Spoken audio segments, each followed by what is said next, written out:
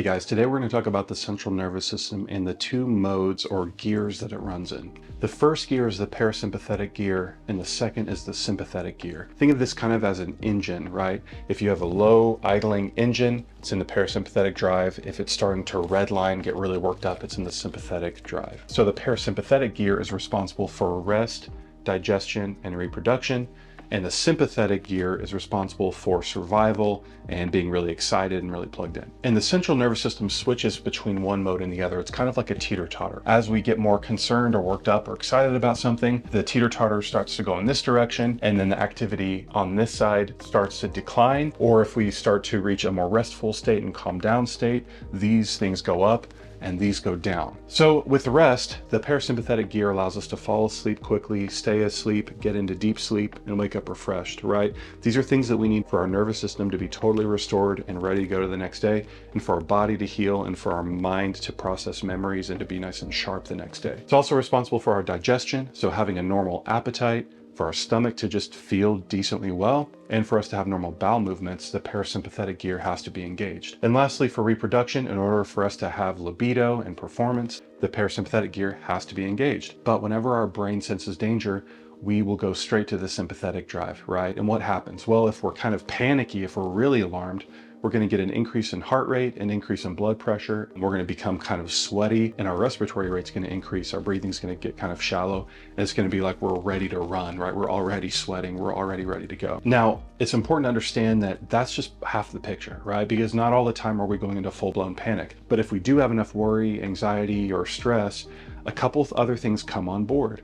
We get hypervigilant, and we become irritable. And so with hypervigilance, because our amygdala, the fear center of our brain, has already sensed that there's danger out there, we're going to put on a negative lens, and we're on the lookout for what danger might be out there or what things have already gone wrong or could go wrong, right? It's a very negative place to be. And then we become irritable because our mental plate is already chock full of stressors. And so anything that comes into our space or threatens to add more stress is something we tend to want to dismiss right away. The hard thing with this is that if we don't regulate our nervous system and our emotions and our perceptions during those hard times, hypervigilance and irritability will really easily become anxiety and anger. Anxiety is the fearful anticipation of pain or the fearful anticipation of things going catastrophically wrong. And not only do we get the addition of these symptoms, but it's harder to fall asleep, to stay asleep, to wake up refreshed. It's harder to have a normal appetite, and we tend to have more loose stools or sometimes constipation. And with reproduction, our libido and performance suffers as well. Which brings us to what can we do to calm down our nervous system? Now, when it comes to ways that we can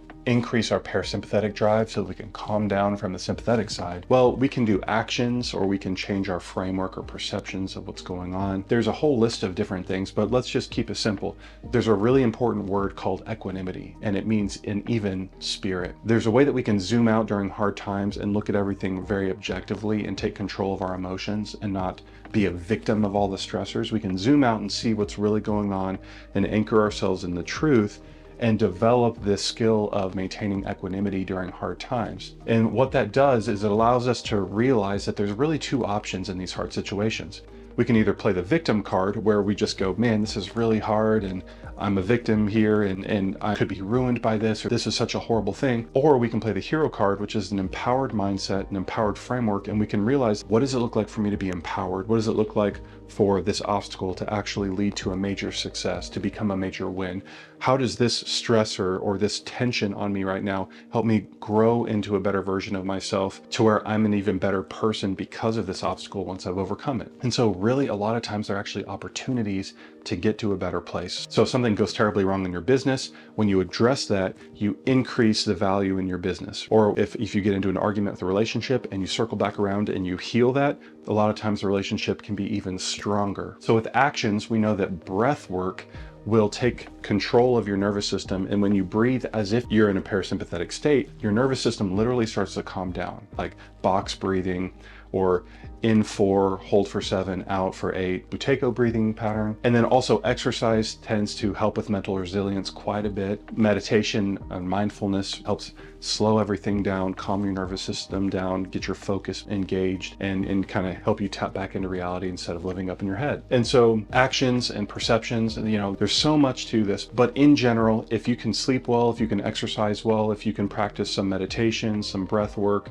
if you can learn how to cultivate equanimity and zoom out and realize that a lot of times the obstacle is actually the way to success, is an opportunity to become a better version of yourself, then you can really park the brakes on the anxiety and the anger. You can slow down and you can get your nervous system back to a place where you're in a lot more control. So guys, I hope that was helpful. Leave a comment if there's any topics you want me to cover. Next month, we're going to go over serotonin, dopamine, and adrenaline. And lastly, I wanted to mention our highlighted command service for this month. Our highlighted service is PRP, which stands for platelet-rich plasma. Platelet-rich plasma is where we draw your blood, we spin it down, we withdraw the platelets from the plasma of your blood. Now, these platelets that we have in a syringe that we inject into an injured joint, tendon, or ligament, those platelets house the growth factors that your body uses to repair torn ligaments, torn labrums, you know, all kinds of orthopedic issues. So we can take those growth factors on the platelets, we can take those out of your blood, inject them directly into a torn labrum, torn rotator cuff tendon. We can inject into arthritic knees, or torn meniscus, even things like plantar fasciitis and tennis elbows. So many different things we can treat with PRP. And we have the lowest prices that I know of in town. Usually PRP is going to be somewhere between $500 and $1,500, but at Command, we're all about providing wholesale services and resources to our patients. So we only charge $250 for as many joints as we can do in a given session that need it. So for our Command patients, contact your Command provider, ask them if you might be able to benefit from PRP, if you have arthritic knees, if you have a bad shoulder, tennis elbow, something that's not resolving on its own, and we'll see if we can help you out. Thanks everyone for your attention, and we'll catch you in the next video.